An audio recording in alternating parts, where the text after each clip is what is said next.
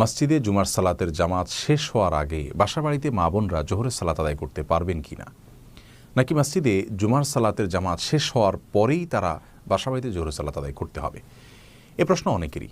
এর উত্তরে আমরা বলতে চাই, সূরা আবু দাউদে বর্ণিত হয়েছে, রাসূল করিম সাল্লাল্লাহু আলাইহি ওয়াসাল্লাম ইরশাদ করেছেন যে প্রত্যেক মুসলিমের উপর আবশ্যক হলো জুমার দিনে জামাতের সাথে জুমার সালাত আদায় করা। তবে 4 শ্রেণীর মানুষ আছেন যাদের প্রতি এটি আবশ্যক নয়। তারা হলেন কৃতদাস দাসী এবং নারী, শিশু ও অসুস্থ মানুষ। এজন্য সারা বিশ্বের সকল ফুকাহা একরাম একমত যে মেয়েদের প্রতি জুমার সালাতে হাজির হওয়া, উপস্থিত হওয়া আবশ্যক নয়, বরং তারা জুমার দিনে জোহরের সালাত নিজ নিজ অবস্থানে আদায় করে নিলেই ওয়াক্তের ফরজ তাদের আদায় হয়ে যাবে।